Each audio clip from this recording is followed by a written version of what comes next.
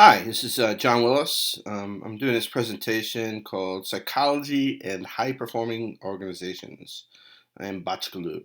I'm doing this because I've done this at about three different conferences over the last 6 months, and for some reason none of them have gone up publicly, and I think this is an important subject, so I just decided this morning to go ahead and record this and put it up on my own. Hopefully the other ones will go up soon, and then they'll be seen by more people from those conferences. But anyway, the agenda here is I'm going to give a little disclaimer, and then I have kind of a part one, part two. One is really about kind of just general information, some of the things that we know from DevOps, and then on part two we'll really kind of dive into some psychology, and including burnout, but also I want to talk about something fascinating called mindsets and mindfulness. I am Bachkalup.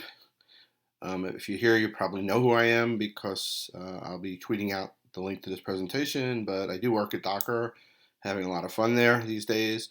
I've been in IT 35 years. Actually started my career at Exxon as a sysadmin, and I had a little bit of a run-in with Canonical and their cloud efforts around 2008, 2009. I was early in at Chef and Stratus, Soccer Plane I sold to Docker. Been in part of DevOps for quite a while, one of the core organizers.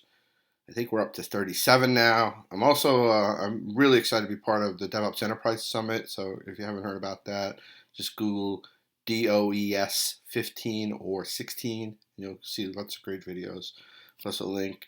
That good-looking man on the right, that's Dr. Deming. I'm a huge fan of that man. So, as Ben Rockwood would say, it all starts with Deming. A couple of more plugs. I do my podcast with my good friend Damon Edwards. We do podcasts for 5, 6, 7 years now. It started out we were just found ourselves almost once a week having conversations about the industry and realized we should record those conversations. And 7 or 8 years later, we have a pretty good portfolio of great conversations with lots of people. The DevOps Handbook, the proof copy, went out last week. I thought it was like 6, 7 years. Gene says 5 years, but the book is orderable now. I think the non-proof copy will be available in October. So this is the part where I say, did you see my PhD or doctorate in psychology? And the answer is no, because I don't have one. So I just wanted to be really careful and clear and careful here that I'm going to point you to research. I encourage you to follow up on that research yourself. I can be a friend if you want to ping me and discuss anything, but I am not a qualified, I do not have clinical qualifications to help you. I do want to help you, and again, if I can have a beer with you, a conversation, I'm all in. But I do, everything I say here is really from my thoughts, my research, and to be absolutely clear, I have no qualifications other than I'm passionate and I'd like to help save lives or make people's lives better, really. Part one. So the 2016 just dropped.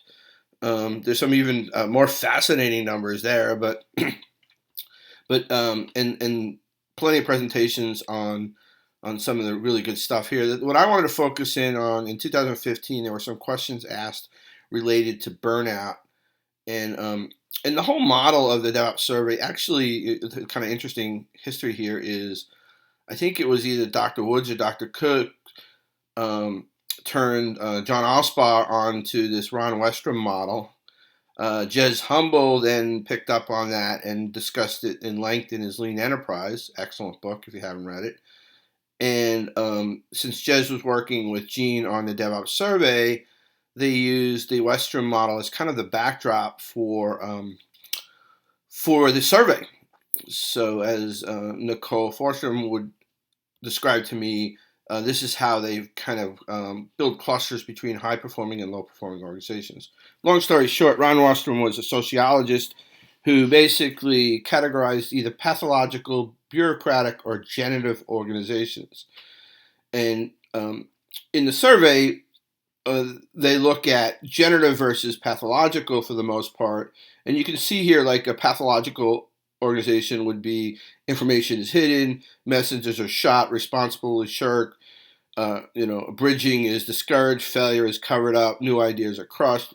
We'll skip bureaucratic, but generative is information is actively sought, messages are trained, responsibilities are shared, bridging is rewarded, failure causes inquiry, and new ideas are welcome. So what we find is the generative correlate the generative patterns, at least from the survey, and actually from my experience as well. That kind of better testing. They build apps and testability with deployability in mind. They create a culture of continuous improvement. But in that survey, there was a section, like I said, that tried to show some correlation between burnout and suggest solutions. So basically, and what the survey says is there are some correlation, particularly in 5 areas, between organizations that, let's just go back, that are kind of in the generative category as described by Ron Westrom and Ron Westrom model, and that have kind of, organizational current culture, basically, organizations and managers ultimately are responsible for fostering supportive and respectful work environments. The deployment pain. We all know in this industry that when we're in death marches and we're constantly not getting things done, that causes stress. Whether that stress leads to clinical burnout, it depends. But certainly there's some correlation patterns where places that have made development and deployment and the kind of the pipeline more effective and have more what I would call sane ways of fixing things, at least from the correlation patterns from the survey, would show that lead to less burnout. Of course, effectiveness of the team leader, that would be obvious. And then organizations that invest in DevOps and organizational performance certainly correlates with, according to the survey, less burnout. Again, my own experience for myself, and then observations of organizations talking to people, I would agree with all of this.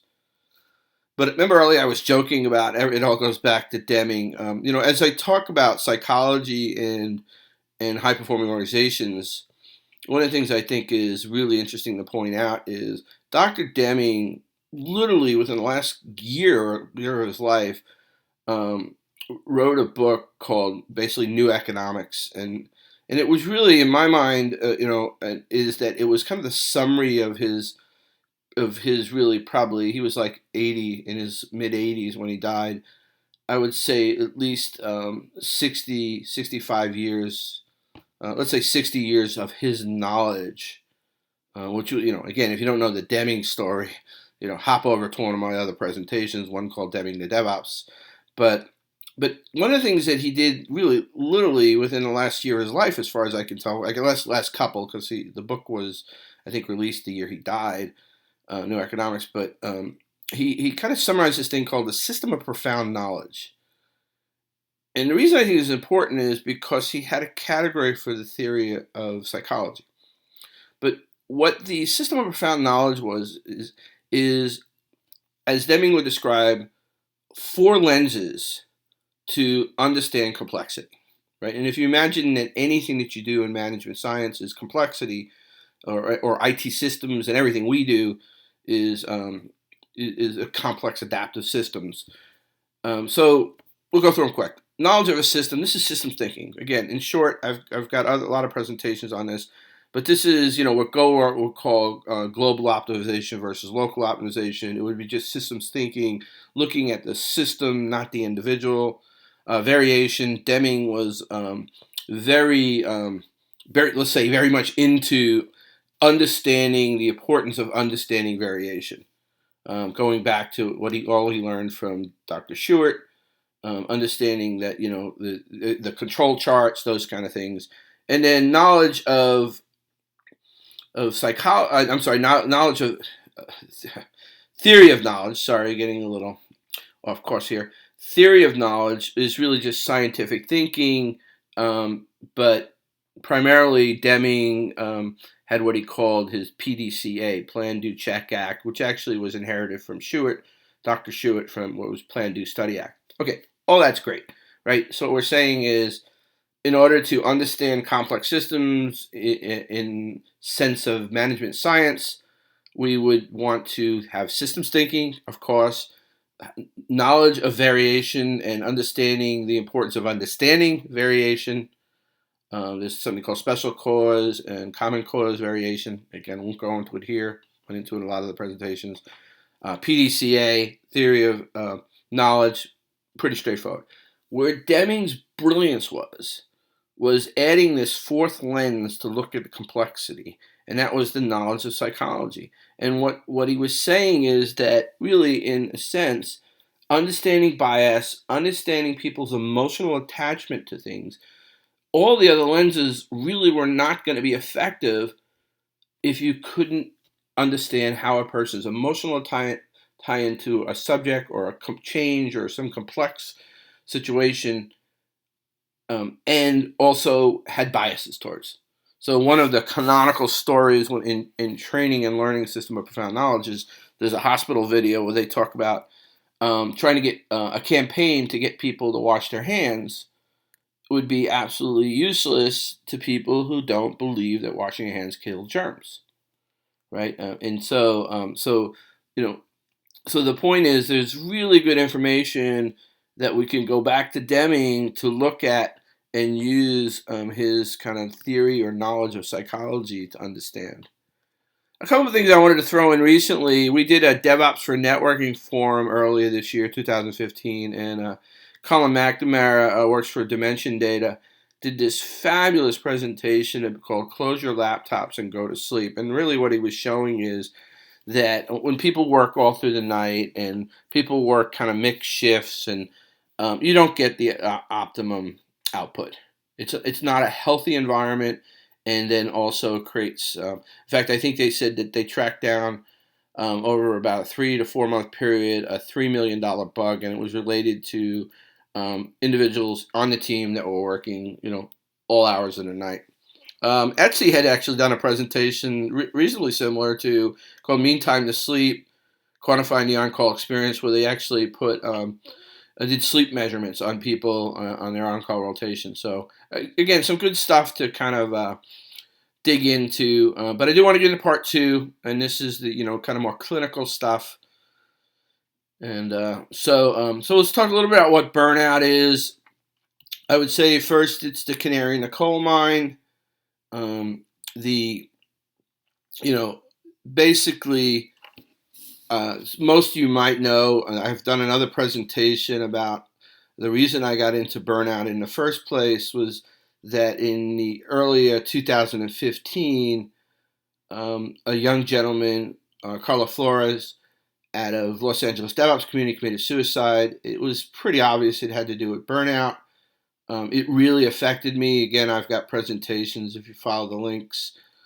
But what happened was I wrote a blog article about that experience, my cathartic, it really just hit me. I'd known some other people that had committed suicide, and I had another friend that pretty much got out of the industry because of burnout. Thank God he didn't commit suicide.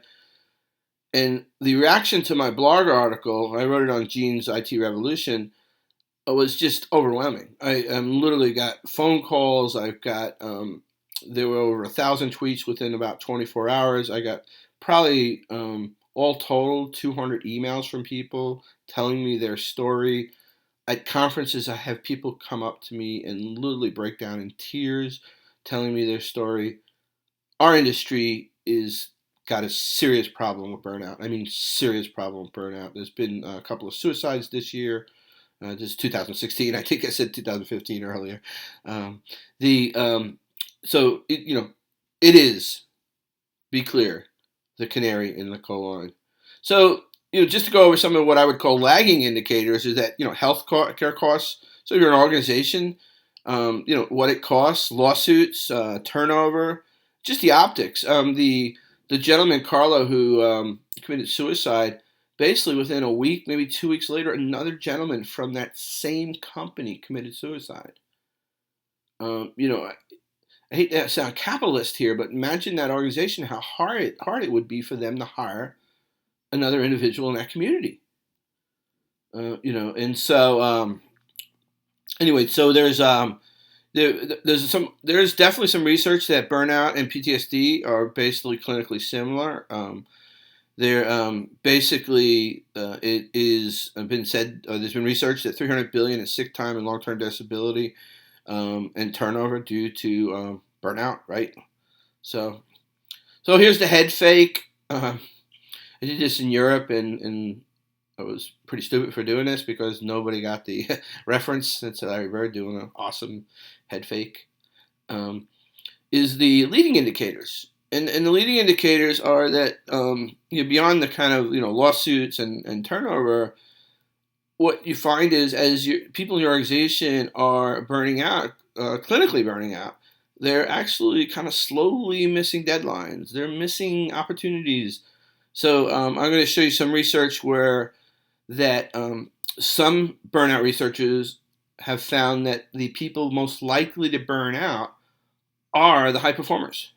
So if you're high performers, and by the way, it takes quite a while for them to go into this kind of degraded um, place of burnout, so you don't really notice that your high performers are kind of slowly becoming low performers. And in your mind, they're always high performers, right? Your first impressions. So these people start missing deadlines, missing opportunities.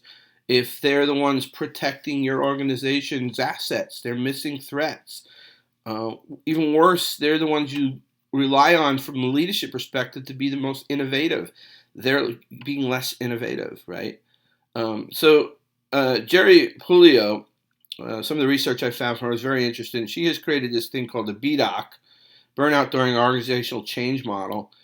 And she has this really cool diagram where people kind of move into kind of a clinical burnout from kind of hope to frustration to anger to apathy, and then kind of burnout manifestation. And she says that basically it takes like 6 months to get kind of from hope to really kind of burnout.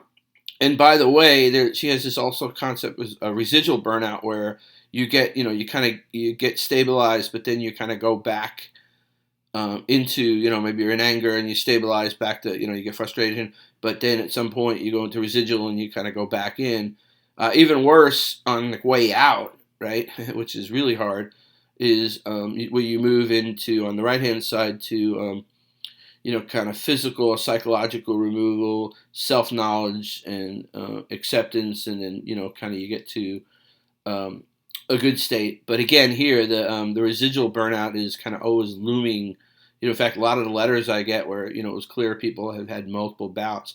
She says on average, if it is a healthy kind of trend, a healthy transition out of burnout, it could take up to 2 years if it's healthy without residual burnout, right? So, and then, kind of the ultimate harm is, people leaving the industry. Stephen Nelson Smith, a dear friend of mine, was big in Chef and Puppet, one of the early DevOps luminaries, was at the original DevOps days in Ghent. He basically left the industry, and he admitted from burnout. In fact, in a presentation in Tel Aviv DevOps, within about the first 4 minutes of his presentation, he told the audience that he almost committed suicide due to burnout. Right? Thank God he just left I hate that he left the industry because he was a leader and thought leader, and he's still a dear friend. But thank God he left the industry and didn't take the alternative. Carla Flores. In 2015, we had a couple of really high-profile suicides. Those are people that we know, not counting all the people. So the clinical definition of burnout. We can go to Wikipedia. Why not? I just wanted to point out it was actually the term was basically coined in 1974. But probably if you want to go to the standard for burnout, it's Christina Maslach. Our community has a great opportunity to meet her. The O'Reilly folk invited her early 2015 or mid 2015 at Velocity, New York. She spoke on a panel. I was supposed to be there, but it was the first vacation I actually had in about 3 years, speaking of burnout, so I wasn't able to make it. But Christina Maslach has originally one of the authors. So Christina Maslach, PhD professor at Stanford. I'm not doing her justice because there's a long list of compliments and accreditations that she has there. But I will say that she is thought of as probably the leading authority on research on occupational burnout. She originally was involved in research that described kind of the canonical survey called the MBI, the Maslach Burnout Inventory, which is primarily based on three data points: exhaustion, cynicism, and efficacy. Exhaustion is pretty obviously emotional exhaustion. Cynicism is not your kind of run of the mill, hey, we make fun of things and we have fun. It's that kind of when people get into this depersonalization. Where for example, when somebody says something like, you're all a bunch of idiots, I'm just going to do this my way, right? And then efficacy is kind of a personal accomplishment. Do you feel like what you are providing and what you do and kind of your self-worth is, I think of it as, is it appreciated? And there's all sorts of variants. We talk about the imposter syndrome, but there is also, just how do you feel about your organization and the friction of, does the organization think that you are parting valid? Or even worse, in your mind, do you think? Now, again, not to play armchair psychologist, I am actually going to play armchair psychologist. If you read Carlo Flores's email thread within the last, say, day or two before he committed suicide, it seemed like that he was in this battle of what he thought, what the organization expected of him. And I will tell you this again. I'm really speculating here because, as I told you, I have no clinical authority to make these assumptions, but I'm still going to make them anyway. A lot of these young individuals I run into have this kind of efficacy thing where, and again, it's this weird combination of imposter syndrome, but I think, especially young women and men who are involved in high pressure, like, customer facing. You think about some of the businesses that have been created in the last 5-6 years, things like Uber and Airbnb, and we can go on. And the young men and women who have to support these things, it's a pretty daunting task. Damon and I on our podcast, Damon Edwards on our podcast, we joked one time, when we were talking about burnout is, imagine somebody told you that you were going to run an operational infrastructure. Somebody 10 years said to you, oh, by the way, 10 years in your future, you're going to be responsible for an operations infrastructure that is ultimately putting all yellow cabs out of business. Right? You would have laughed at him and said, yeah, sure. Right? Well, that's Uber, right? So efficacy is an interesting one. I've had the opportunity to talk to Christina Maslach, and we're going to have some more conversations. Again, I have this non-research, because I'm not a researcher, I'm also not qualified as a researcher, but it is my theory, just based on people I talk to and the data that I've received from emails and stuff, that efficacy in our industry might be the kind of the worst of all of them. So there is something called the MBI, and again, it's a psychometric survey that can be taken. Different groups. You can do it by group or you can do it by individual. And in fact, the reason I found out about it, Josh Corman, who I'm a big fan of, he's part of kind of the RSA, DEF CON community, white hat hacker, extraordinary individual. At one point, I think it was a couple of years ago, as Josh would describe, they got tired of losing people in their industry. Friends dying is what they described. And so they actually commissioned a special survey through the MBI which you can do. You can do it by a group. In fact, one of my goals this year is to try to do one in kind of the DevOps community. But they did it in the ITsec, 400 respondents, and I won't go into too much detail. But what the end is, when you do it by community, in this case it was the ITsec community, you can actually compare that to other industries. So like it's been done in kind of healthcare, it's done in kind of fire, EMT, emergency services, um, police. So what was interesting, of course, that the ITsec was had the same equivalent kind of burnout levels as what you would find in police officers and firefighters, right? Which would be very high. As part of my research for this, I thought, okay, well, why don't I just create? You can for $15 do your own MBI, and you get a nice little report and all this. And it was kind of the joke was on me because I thought, okay, I'll do this MBI.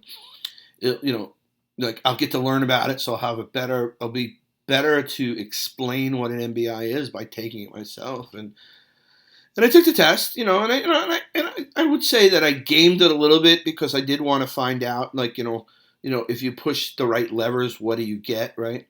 But so my exhaustion was, okay, not horrible. My cynicism was, pretty danger zone-ish.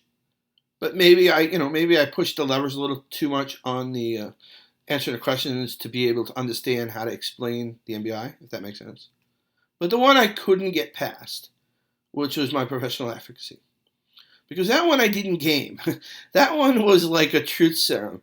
And in fact, when you get the report, it actually has, it gives you some kind of, it's like a canned letter, when you get some. But it says, like, if you are in this percentile, and the deal is on exhaustion and cynicism, you want it to be lower, and efficacy, you want it to be higher.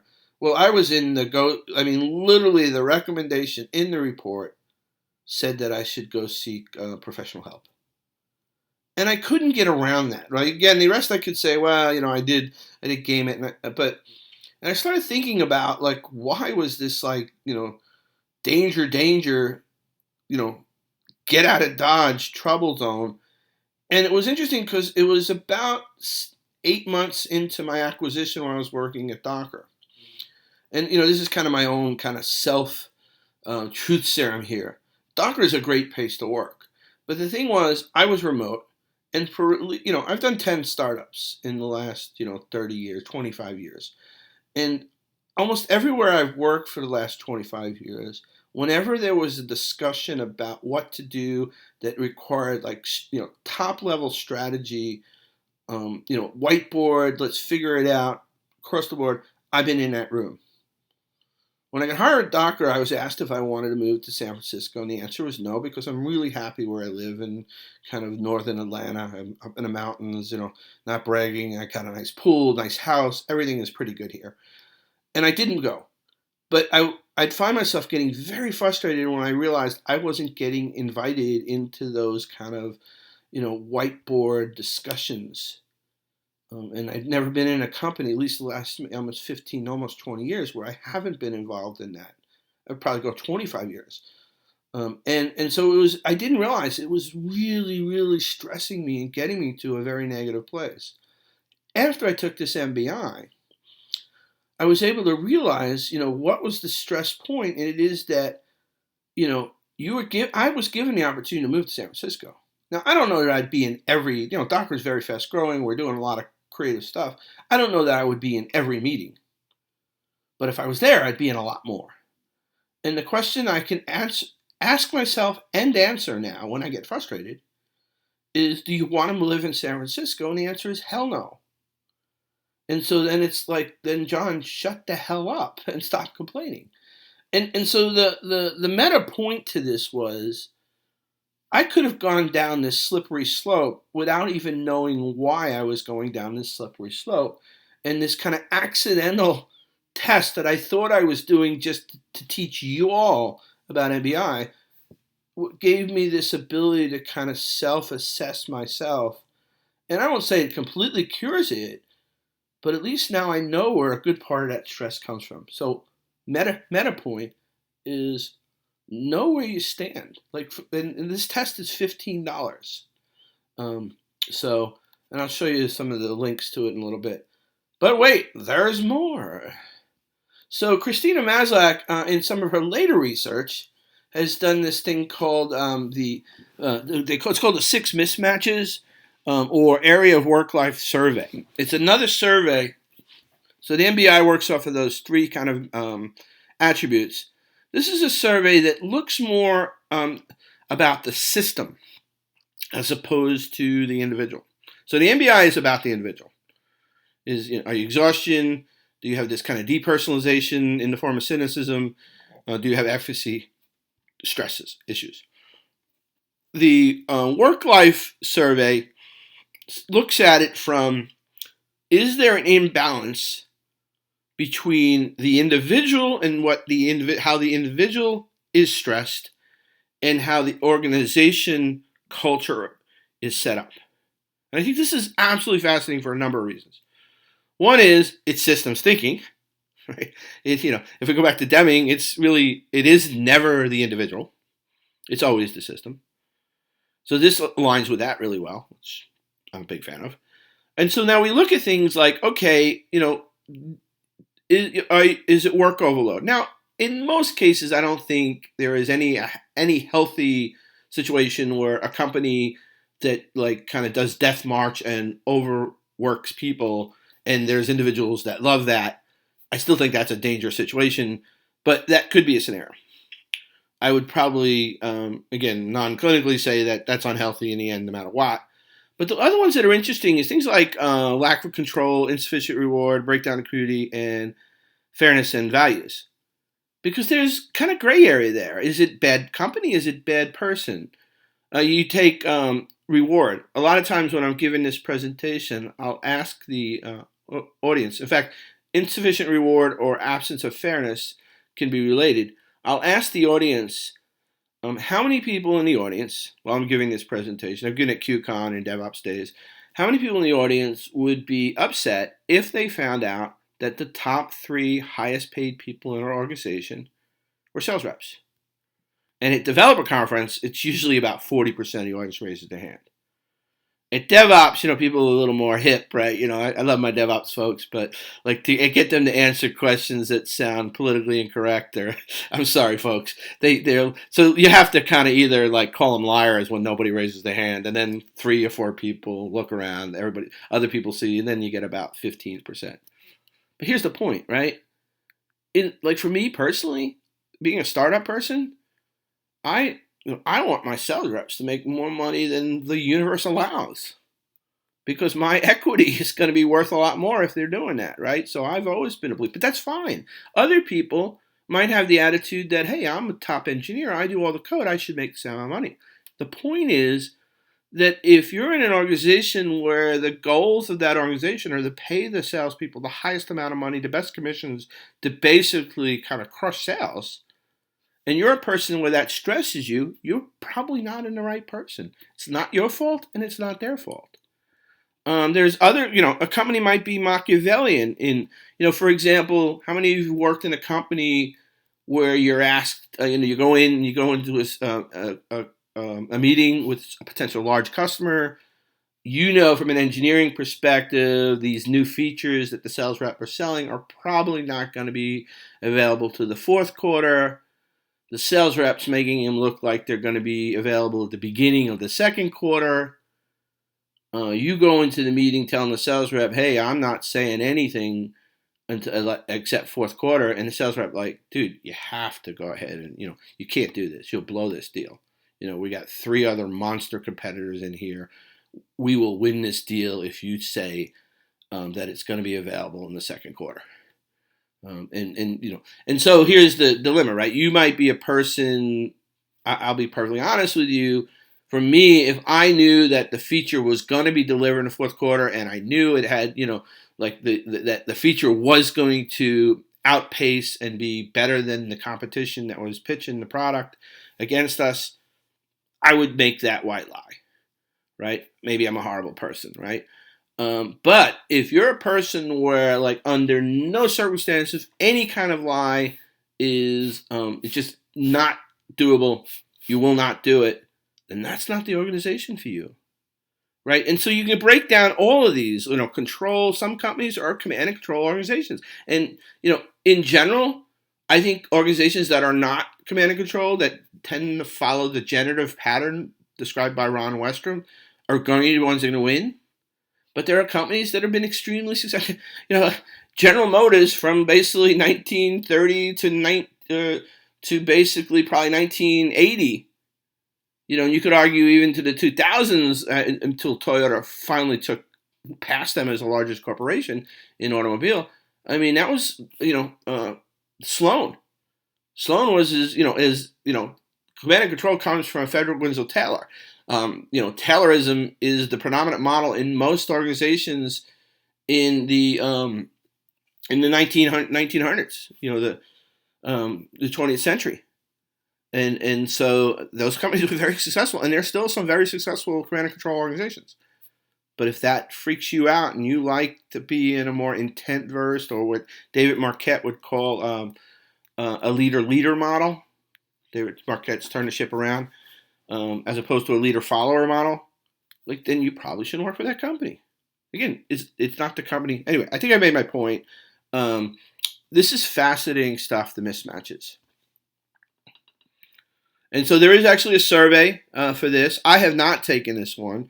It sounds like if I can pull one off for the DevOps community, the kind of recommendation is to combine an AWS, and not AWS as in Amazon, an AWS as in Area Work Life Survey with an MBI, and you put it together, and they help you kind of craft your own industry specific. So this is something I really want to do. Gene Kim wants to help, and I know there's a bunch of the leaders in the DevOps Days community leaders that want to help too. So I think we'll be able to pull this off. So how to overcome? It's interesting. When I first in 2015, I did a lot of these presentations, and I'd say these were cathartic responses to the Carla Flores situation. I mean, I can still easily cry about that young man when I think about him.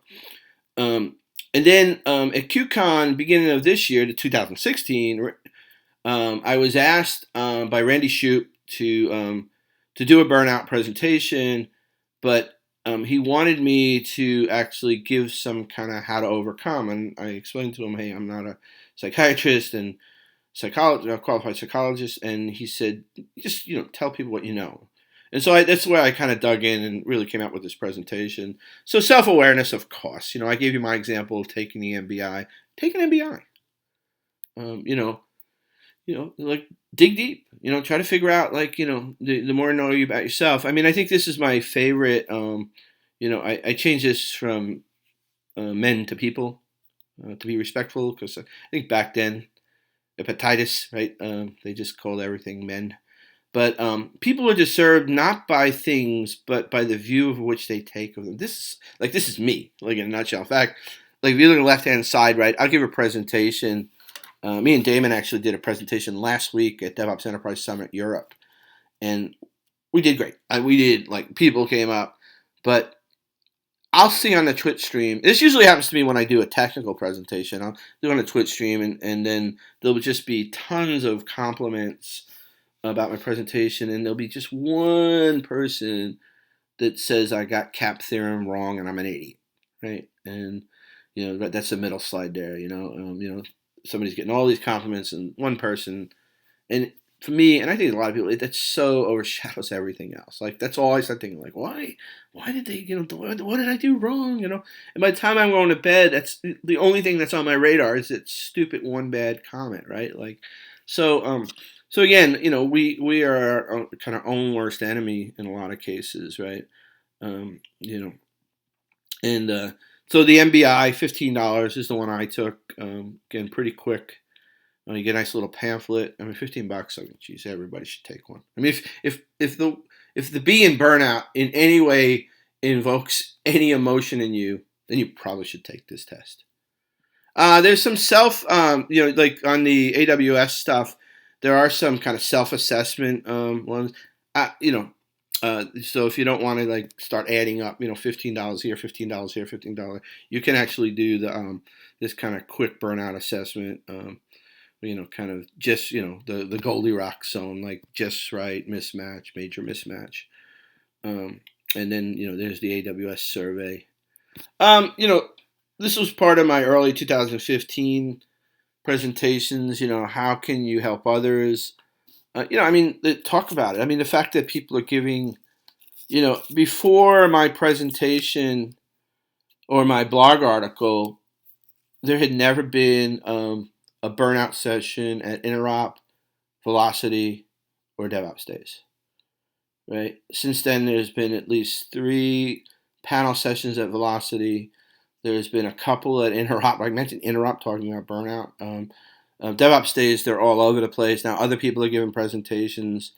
So the more we talk about it, the more we kind of take it out of the closet.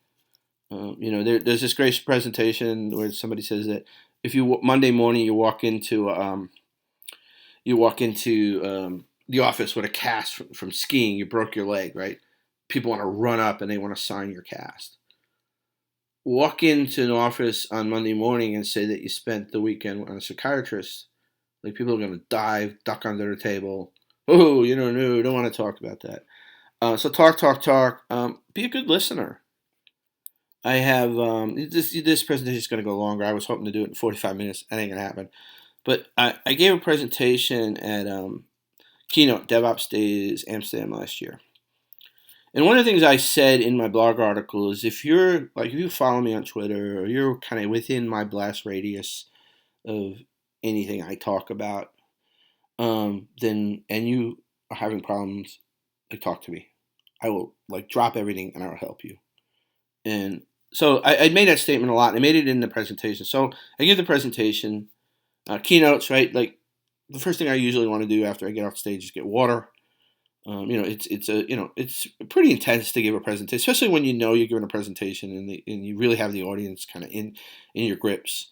And so I'm literally just beelining it out of the session to the little bar area that water. And this young gentleman comes up to me and he says, very straight face, he says, "I really loved your presentation."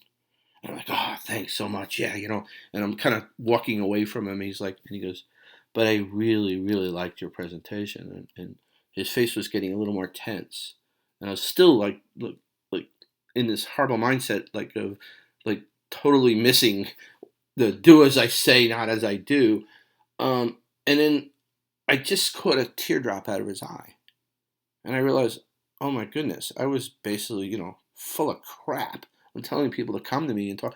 Thank God I caught it. We went into one of the side rooms and we spent 40 minutes and we walked through a bunch of things. Now, I don't know that I helped the gentleman, but I did listen. So listen to people.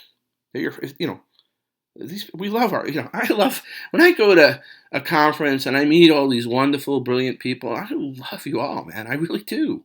There's very few people I dislike these days. There's a couple, and they're usually ones that dislike me, but they're like a really, really small group. I find myself saying I love you to people that I've only known for a couple years, and they're industry people that I know.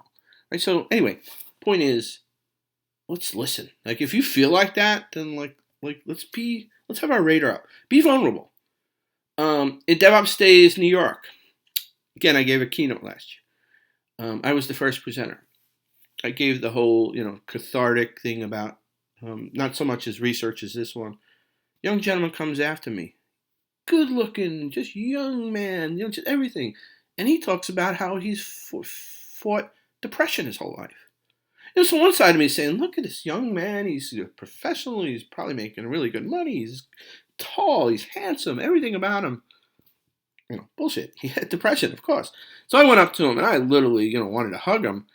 And I said, that was amazing what you did. He says, well, John, what you did is amazing. I said, no. I said, I don't normally talk about myself in these things. I don't share my, I've had bouts of depression in my life. Not a few times in my life where it was pretty serious. And I don't normally get up and tell people about that. I'm like, you're the brave one. And then he basically hugged me and said, the only reason I did this, or was able to do this, was your blog article. So be courageous, be kind. The Basil King quote, misquoted in Almost Famous, because it is Basil King. Be bold and mighty, force to be aid. And then one last thing is, I always say, it is cost free to be kind. Like, if there's somebody that you think is awesome, tell them they're awesome. Like, being kind is like free. All right, so I'm gonna try to squeeze in mindsets, and it's 45 minutes in. If you want to jump off, this is probably not a good time to jump out. Maybe pause it and come back if you didn't expect on spending an hour with me here. But this mind stuff is set. So as I was doing research for the latest presentation I did, which is psychology and high performing organizations, I actually ran into this concept of mindsets. Now, I was reminded that it actually was in a couple of books I had read. It didn't stick with me. Lean Enterprise, Jez Humble, and has some information in his book and discussion about Carol Dweck, who kind of like Christina Maslach is the leading authority on, or one of the leading authorities on burnout. This Carol Dweck is kind of the leading authority on mindsets. She's got a book called Mindsets, the New Psychology of Success. The thing I will tell you is I came through this kind of in a backwards. I'm going to basically walk you through, Carol Dweck and then some other researchers. But I found that fell into this from a TED Talk from Jay McGonigal. Well, I'll talk about in about 3 slides, but 3 or 4 slides from now, which I think is the most useful for our industry. But mindsets in general are fascinating. So there's this concept of what they call a fixed mindset and a growth mindset. A lot of the research here and clinical studies have been around education, and it clearly, as you can see, how can we learn to fulfill our potential for parenting, business, schools, relationships, right? A lot of so the idea of a fixed mindset versus a growth mindset. So fixed mindset in general would be kind of outcome based. It's something that you kind of inherently believe. And here's what's interesting. If we go back to Deming's, system of profound knowledge, his theory of psychology, right? Like he was keyed in onto this. Deming understood this 50, 60 years ago, right? Like that there's a fixed mindset and a growth mindset. And if you don't understand that you're dealing with a fixed mindset and you don't figure out a way to create a growth mindset, I mean, this is ultimately what Deming was saying, even though he wasn't calling it a mindset, then you're generally going to fail. Like, so here, a canonical example is intelligence. A fixed mindset is a belief that intelligence and talent are fixed traits. Sorry, you had 110 or 115 IQ, your options in life are limited, right? As opposed to a growth mindset, which is kind of setting an alternative belief.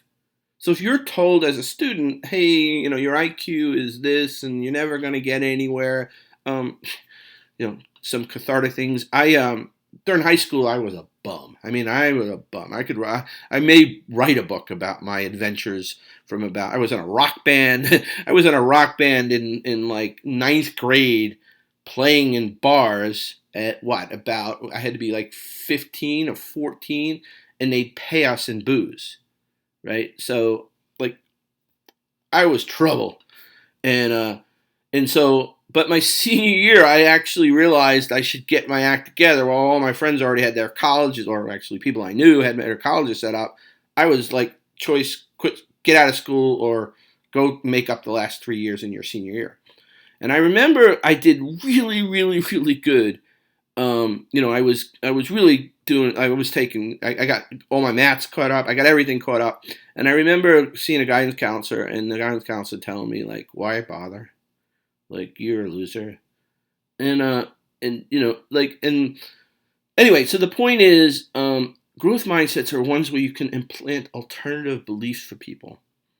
And the research is that they can be like short, like videos, or it's amazing. So apparently your frontal cortex, when it has to make this kind of battle between a fixed and growth mindset, and the growth mindset wins, it is such a powerful thing.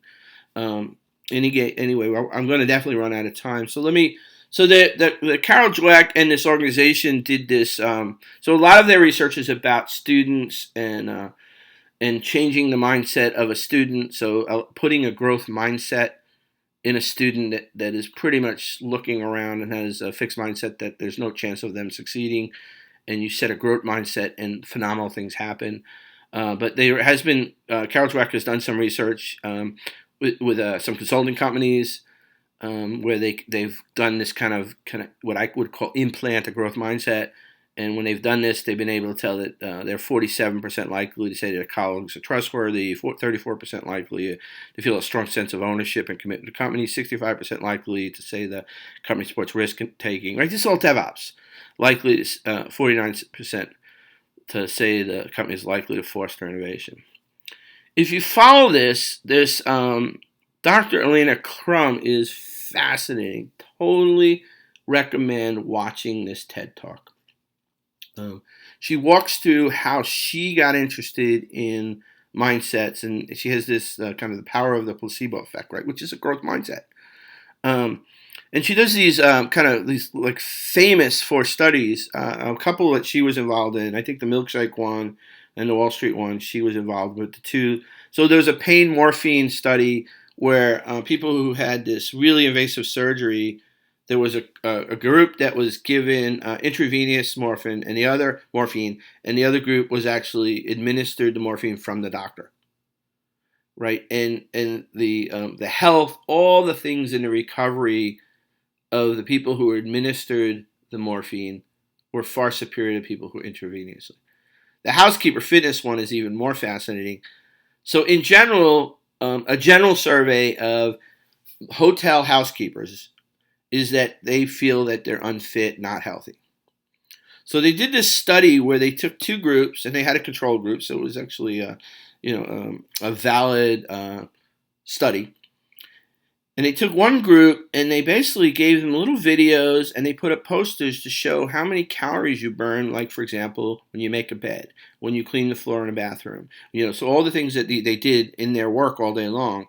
And they continually reminded that in their kind of their work office area or all the places where they got all their materials, they just continually reminded this one group. And they found the effects were that the ones who were given the growth mindset versus the ones who were basically kind of left to believe their fixed mindset about their job and what they did.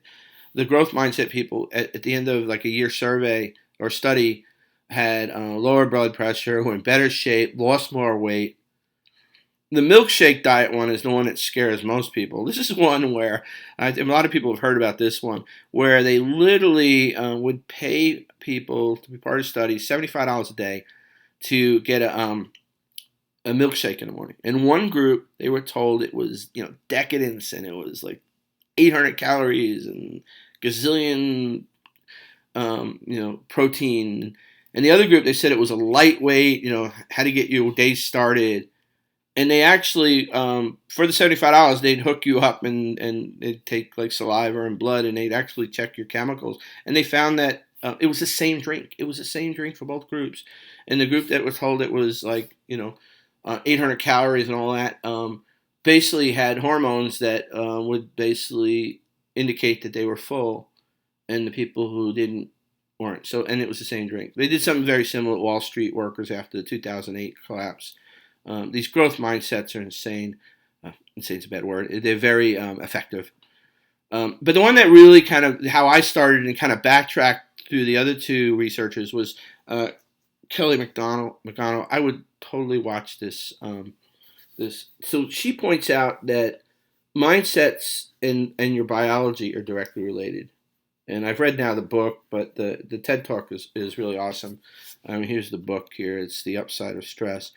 But she got involved because she had actually kind of stumbled upon some research on death rates that they'd done for people based on how they believed, what they believed about stress. And they found that people who believed that stress was harmful had higher death rates than people who didn't really have any feeling or any negative feelings towards stress. They went on and did some further research and found out that people who feel that stress is harmful, basically their blood vessels constrict. And people who don't believe stress is harmful, their blood vessels stay the same. There's a hormone called oxytocin that is called the hug drug. They find that people who have basically people who feel that stress is harmful to themselves wind up getting, I think it's lower um, producing hormones of oxytocin, and so it goes on and on. The physiology of stress, and the point she's making is that you can use stress to be more resilient. How you think about stress in just in terms of your physical health and how your body physically adapts to stress can make you more healthier. But the part that she gets into in the book is something called challenge mindsets. And think of a challenge mindset as a form of stress that you get almost all the time at work. It's Friday afternoon, your boss comes to you and says, "Hey, I need this 300-page report by end of day Monday." And one of the classic form of stress is the fight or flight, right? And in the fight or flight, right? Like, so what are your options? You basically, start beating up your boss. Not a good option. The flight, you go ahead and get drunk the whole weekend and say, screw it, there's nothing I can do anyway. Right? That's fight or flight. Well, there are other sense of stress, like a challenge stress, where you can actually kind of adapt and think about this as something that makes you stronger. And then there's all sorts of research. Not only does your kind of that you start becoming more resilient to these type of things, you become opportunities. And this is an extreme example, but the point is how we address stress in how we work. And again, I don't have enough time to go into, and this is probably another whole presentation in itself, but she ties your value system to challenge mindsets, which you can basically triangulate burnout and the six mismatches. And if you think about six mismatches as a system, and if a corporation has a value system, right, which most should, and you are part of that value system, you believe in that value system, you align with that value system, and the behaviors of the organization, of what the organization expects for that value system, are consistent with the values, but then consistent with the things that you are aligned that are mismatches or not mismatches. And then you understand the concept of mindsets tied to that, because one of the things about mindsets is you set a value. There are exercises that Kelly McDonald will do in the book. Well, you'll actually set these kind of exercises to understand what your value is, and then how you act with stress, and then how you become more resilient with that stress. In other words, you don't think of it as a negative thing; you think of it as a positive.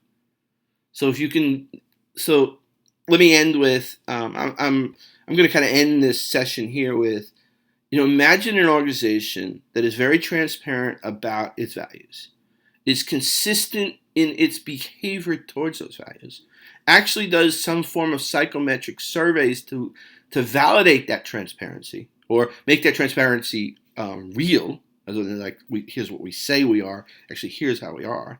You have understand your own kind of self-assessment, maybe even ran your own psychometric survey, the MBI or the AWS, and you are aligned with that organization.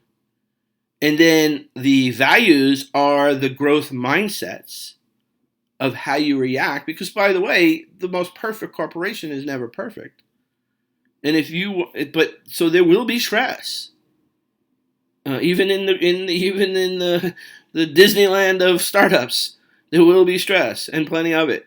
But imagine all those stresses, as long as your value system, your matches to the value and behaviors are consistent, and you are always applying challenge mindsets, which are growth mindsets, towards that.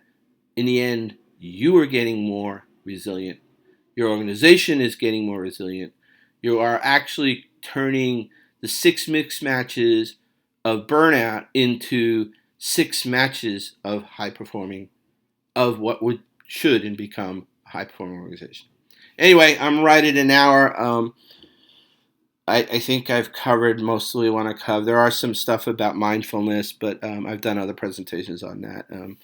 I really appreciate your time. Hopefully this was helpful, and I'm Botch Galoop on Twitter if you want to talk.